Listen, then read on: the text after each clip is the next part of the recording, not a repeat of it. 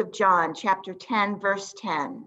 I came that they may have life and have it abundantly. So again, Happy New Year. We're now in January, the beginning of the new calendar year. You may recall that January got its name from the Roman god Janus. Janus was the Roman god with two faces. He had one that looked backward toward the past, and he had another that looked forward to the future. And so it is with January. We're able to look back to the past, to all the lessons we've learned this past year, because it's still very fresh in our mind.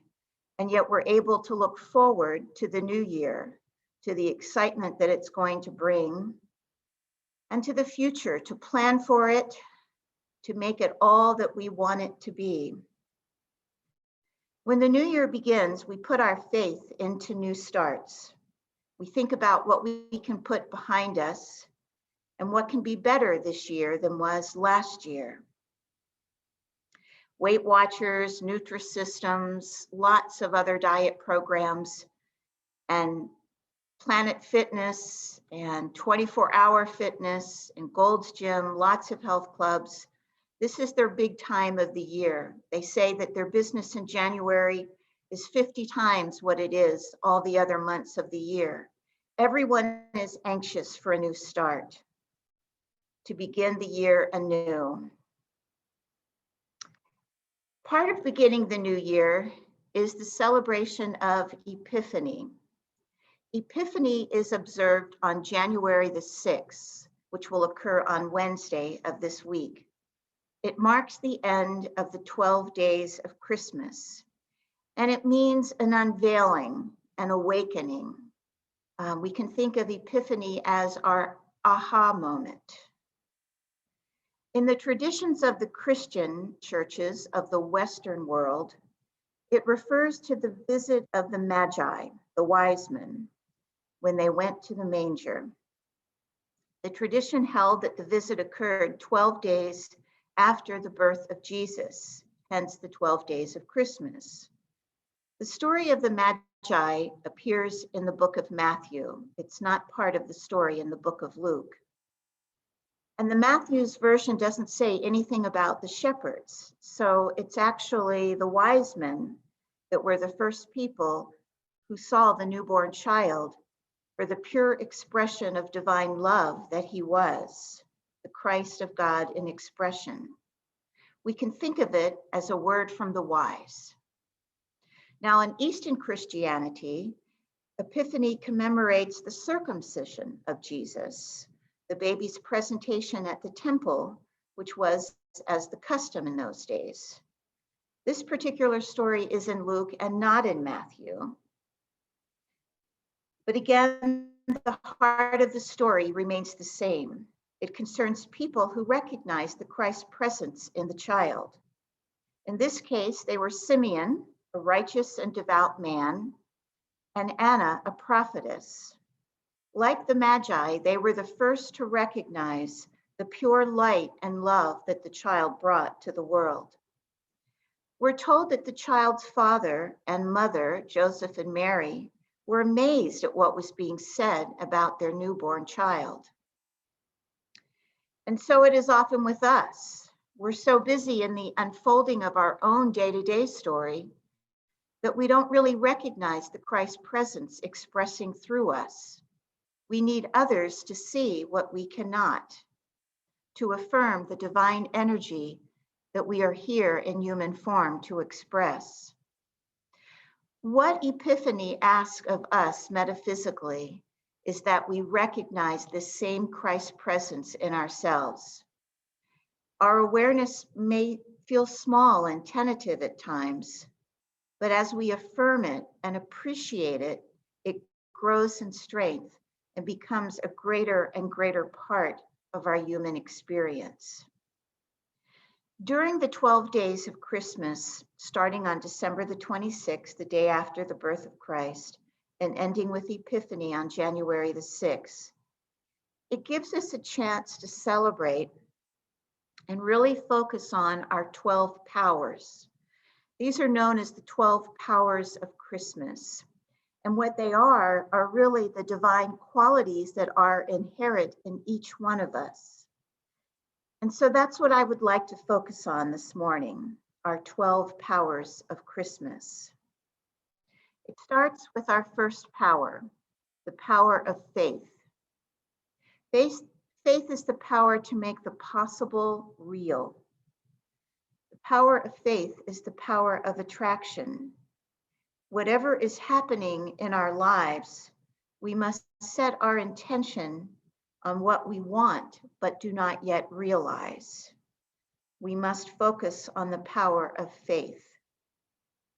Another power is our power of strength.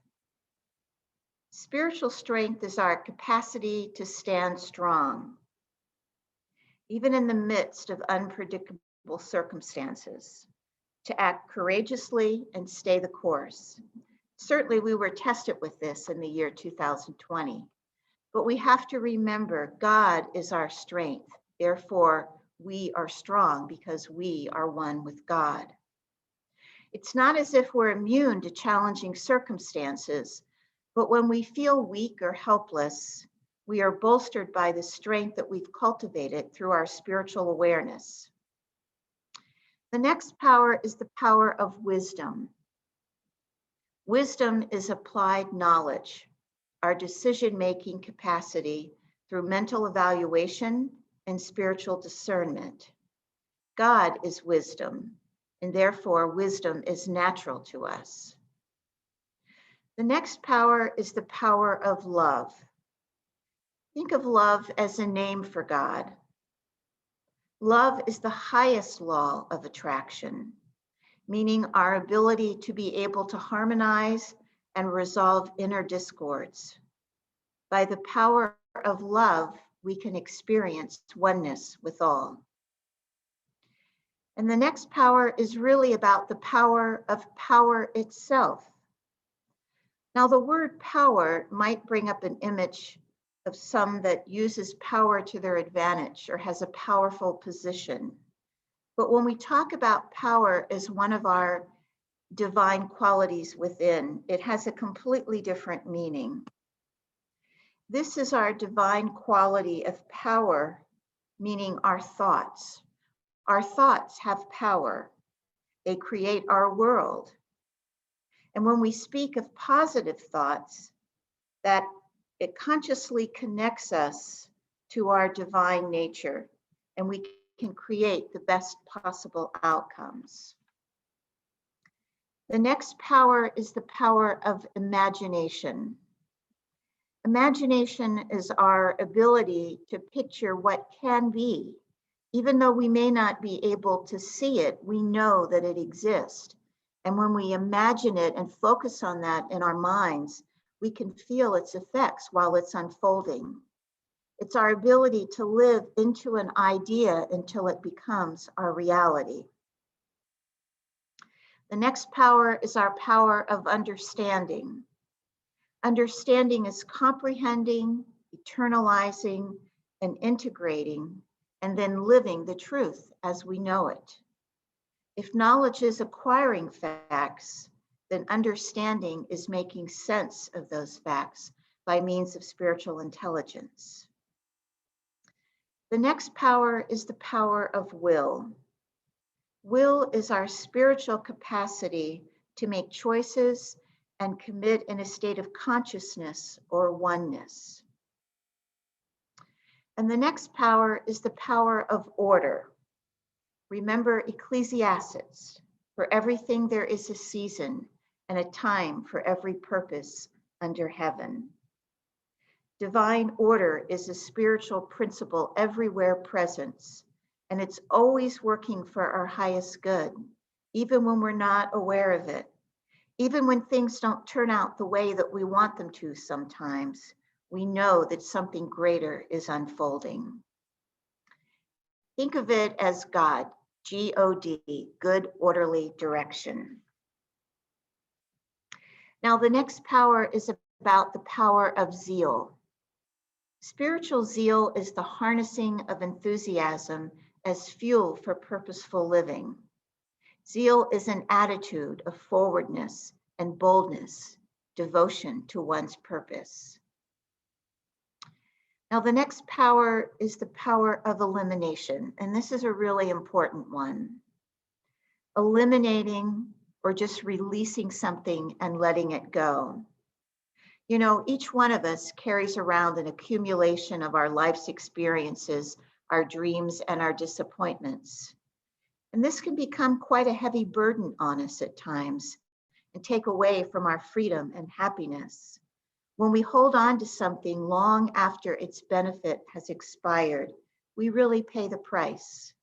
So it's important to just take inventory of what's no longer working in our lives, release it, and simply let it go. And then finally, the last power, which I think is the most important power of all, and that's the power of life. As stated in today's scripture, I came that they may have life and have it abundantly. Life is our forward, onward, and upward power. By the power of life, we give life to our dreams and our intentions. We live knowing that everything that we need for the well-being of our body, mind, and spirit is already within us. The 12 days of Christmas is a time to focus on our 12 powers of living, how we apply them to our everyday life. But it's also the start of a new year, and it's a good time to think about what's important to you. What makes you happy? What makes you smile? What makes you content? What makes you want to do better, to be better? Let this holiday be a beautiful reminder of the divine light that shines within you. Now, there's only a few days left in the 12 days of Christmas till Epiphany on Wednesday. But we don't need to limit it to just the 12 days of Christmas. We can think of the 12 powers of Christmas each day throughout the year. Again, they are faith, strength, wisdom, love, power of our thoughts, imagination, understanding, will, order, zeal, elimination or releasing, and the power of life. Connect with that loving presence within. Find your aha moment, your own epiphany of lasting importance. In this new year, may you celebrate your own power of life and live it abundantly. Happy New Year.